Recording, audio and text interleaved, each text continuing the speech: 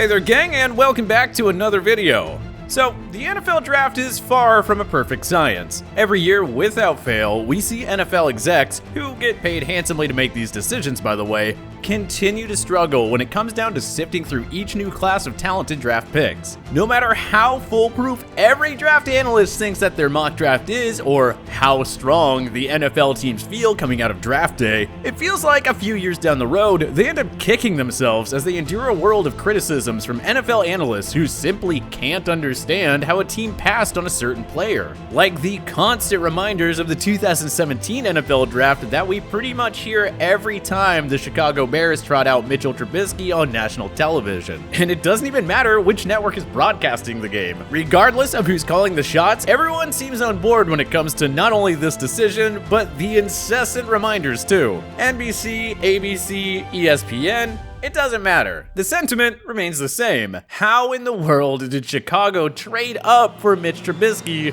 with Patrick Mahomes still on the board? And let's be honest, it's a bit of low-hanging fruit. I mean, I understand why the outrage is so palpable. After all, Mahomes did go just 8 picks later, number 10 overall to the Kansas City Chiefs, who astutely traded up from 27 to get their guy. And like I said, after watching his first 2 seasons as the starting quarterback in KC, well, it's hard to imagine anybody passing on him. But it is something that happens every year. Maybe not to the magnitude of missing on Mahomes, but plenty of NFL teams have missed on guys before, and the Bears won't be the first or the last. Sometimes people end up digging the Bears so much that they make it as if traditional draft rights shouldn't have been considered for this guy. Like NFL GMs should have been fighting in the streets for the right to take this Mahomes, because how could you not? I mean, draft rights are just a social construct anyways, right?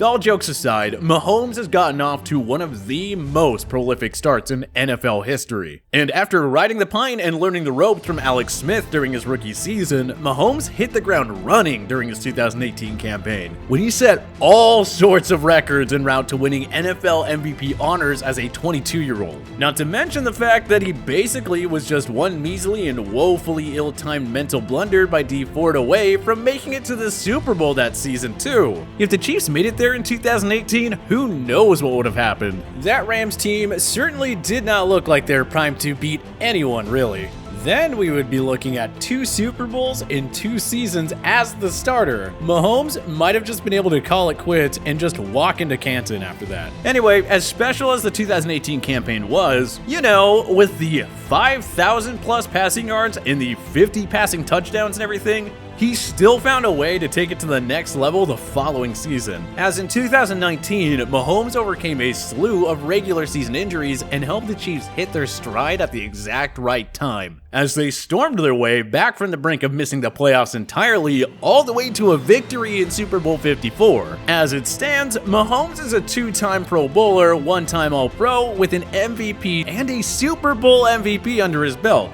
just 2 years into his career, which by any standards is downright insane. So admittedly, it does beg the question, what were the Chicago Bears thinking not taking him with that 2nd overall pick? And while we're at it, I think what might be an even more interesting question is why wasn't Mahomes, who was so quickly proven to be a transcendent talent, not taken first overall in the 2017 NFL draft? What was it about Mahomes' resume that had so many draft pundits questioning his first-round grade? I hear with Pat Mahomes from Texas Tech, I grade him out as a second-round quarterback. I know some guys in the league have him 2nd, 3rd round. And subsequently, Kansas City's decision to trade up and take him. Okay, so thinking logically about it all, as far as Mahomes going number 1 overall, well, that was never even remotely a possibility. I mean, come on, do you think that the Cleveland Browns, who held the number 1 overall pick that year, would have the sense to pick a player like Patrick Mahomes? No, they're the Browns. Besides, they were adamant about building a team from the defense up, and they used 2 of their 3 first-round picks on that side of the ball. Not to say that Myles Garrett hasn't been a solid edge rusher for them, but you have to think they're experiencing at least a little bit of regret for not taking Mahomes, even if they were worried about adding another name to their infamous quarterback's graveyard at the time. The 49ers originally held the number 2 overall pick, but the Bears felt the need to spend extra draft assets to move up 1 pick and select Trubisky, which begs the question, what had the Bears so smitten with a quarterback out of the University of North Carolina that was hardly in the national discussion at the beginning of his rather stunningly mediocre final season in Chapel Hill?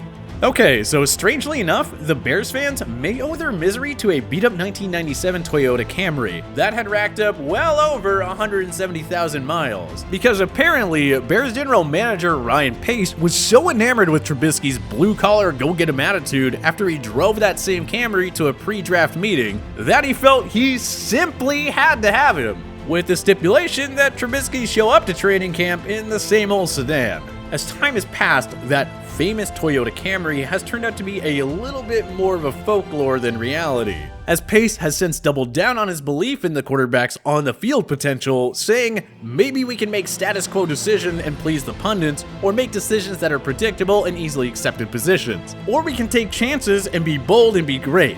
I'm not going to look back with regrets. I can't do that to myself. I can't do that to this building. And bottom line is, you don't achieve greatness in this league without great quarterback play. Of course, as confident and glowing as Pace was in his praise of Trubisky, there must have been something missing with Mahomes. Because as much as the networks continue to conveniently gloss over the fact that the Bears were not exactly the only team that passed on the generational signal caller, it is the truth.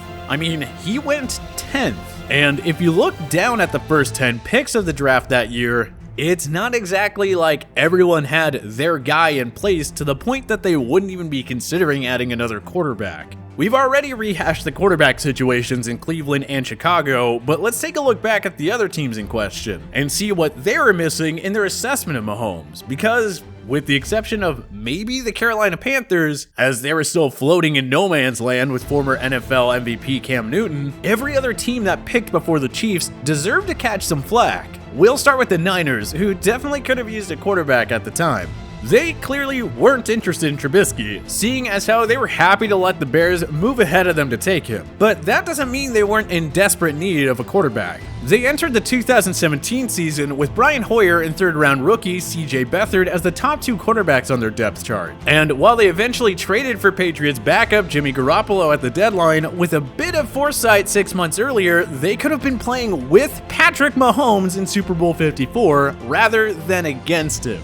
But as you may or may not know by now, the Niners used their 3rd overall pick on Solomon Thomas instead. And through his first 3 seasons in the red and gold, the defensive end out of Stanford has just 6 sacks. And the team has already declined to pick up that 5th-year option on his rookie contract. At number 4 overall, the Jaguars took Leonard Fournette, a running back, despite the fact they're heading into the season with Blake Bortles and Chad Henne as their 2 go-to options at quarterback. Not exactly a move that I think we should just accept because Fournette has been a decent runner thus far. And sure, the Titans had just taken Marcus Mariota number 2 overall a few years prior, but he had all but proven to be a low-end starter at best. So why not roll the dice on the kid out of Texas Tech who's routinely throwing for 500 plus yards and completing passes that some NFL signal callers could only dream of trying? You thought the Titans looked good in 2019 once Ryan Tannehill took over? Just imagine Patrick Mahomes slotted in there and running play action off of Derrick Henry? Forget about it.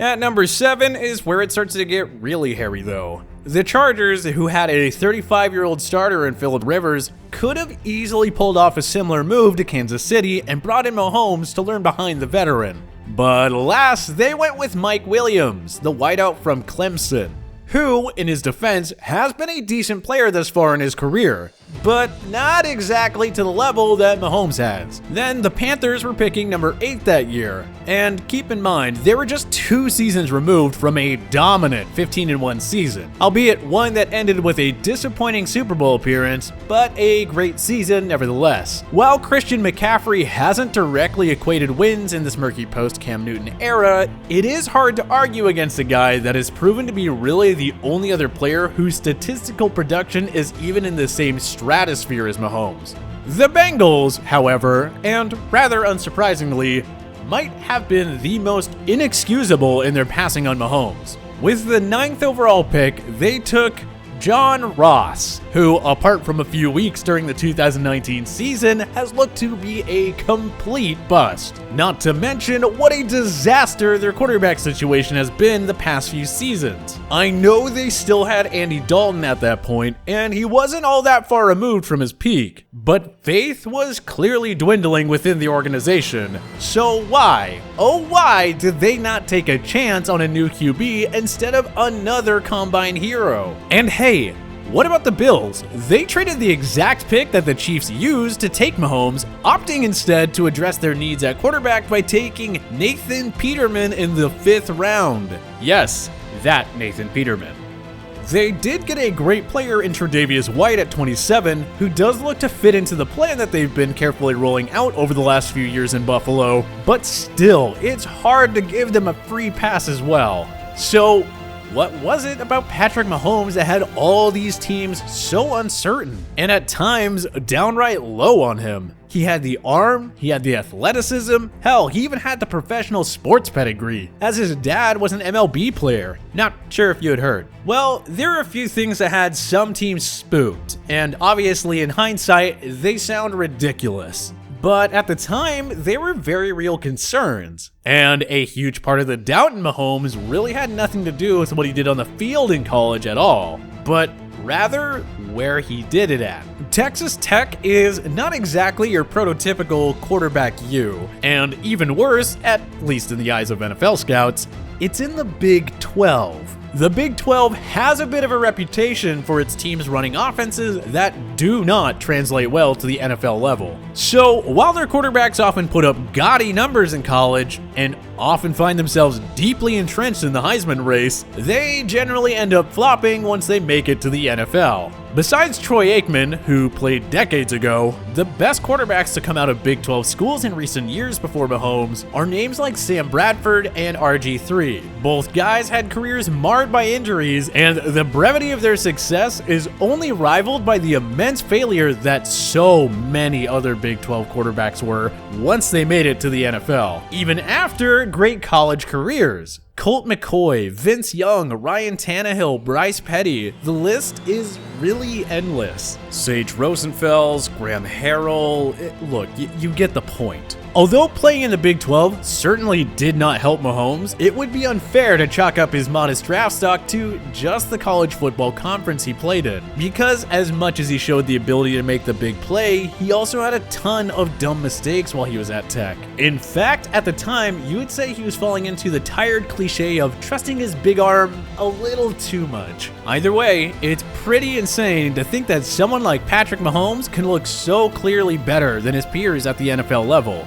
And people who get paid hundreds and thousands of dollars a year to evaluate talent just could not get over the conference he played his college football in. But hey, which NFL team do you think messed up the most by passing on Patrick Mahomes in 2017? You can let us know in the comment section below. If you like this video and learn a thing or two, clicking the like button helps out a ton, and we really appreciate it. But if this is your first time coming around to TPS though, consider subscribing, as we put out videos like this every single day.